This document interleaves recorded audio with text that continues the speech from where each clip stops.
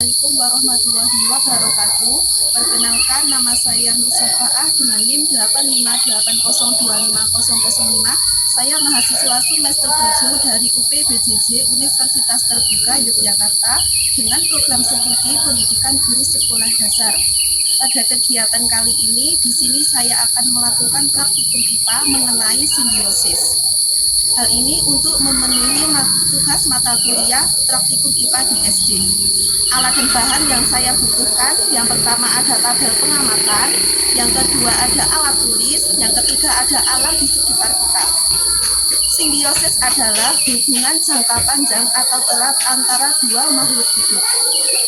Simbiosis ada 3 macam. Yang pertama ada simbiosis mutualisme, yang kedua simbiosis komensalisme, yang ketiga simbiosis parasitisme. Yang pertama saya akan menjelaskan mengenai simbiosis mutualisme.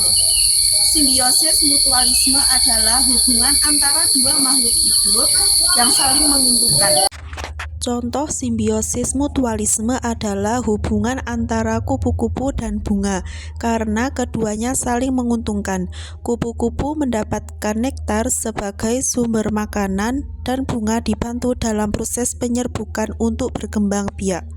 Saat kupu-kupu menghisap nektar, serbuk sari bunga menempel di tubuhnya, lalu terbawa dan jatuh ke kepala butik bunga lain saat kupu-kupu mengunjungi bunga berikutnya. Saya akan menjelaskan mengenai contoh simbiosis komensalisme. Simbiosis komensalisme adalah hubungan antara dua makhluk hidup di mana satu pihak diuntungkan, sementara pihak lain merasa tidak dirugikan maupun merasa tidak diuntungkan. Contoh simbiosis komensalisme dapat kita lihat di samping saya ada tanaman pucuk merah yang ditumpangi dengan tanaman bunga anggrek. Tanaman bunga anggrek merupakan tanaman yang diuntungkan, kemudian tanaman pucuk merah merupakan tanaman yang merasa tidak diuntungkan dan tidak dirugikan. Tanaman bunga anggrek menempel pada tanaman pucuk merah untuk mendapatkan sinar matahari dan tempat tumbuh. Sedangkan tanaman pucuk merah tidak diuntungkan atau dirugikan karena tanaman bunga anggrek membuat makanannya sendiri. Simbiosis komensalisme dapat kita lihat di belakang kita ada pohon yang ditumpangi dengan tanaman paku.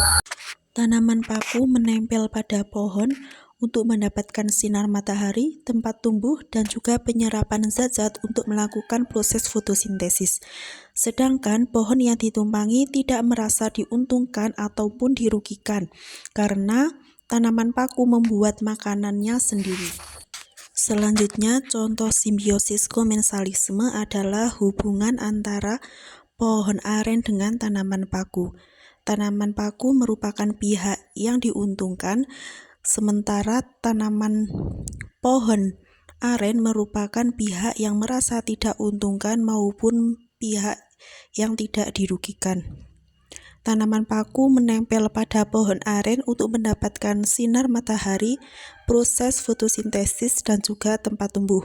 Sedangkan pohon aren tidak diuntungkan karena tanaman paku membuat makanannya sendiri. Selanjutnya saya akan menjelaskan mengenai simbiosis parasitisme.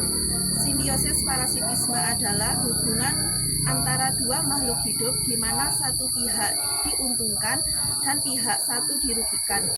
Contoh simbiosis parasitisme adalah hubungan antara pohon kopi dengan daun sisik naga. Daun sisik naga merupakan pihak yang diuntungkan, sedangkan pohon kopi merupakan pihak yang dirugikan. Daun sisik naga tumbuh menempel pada pohon kopi dan mengambil air serta nutrisi dari pohon kopi, sehingga pohon kopi menjadi lemah dan dirugikan.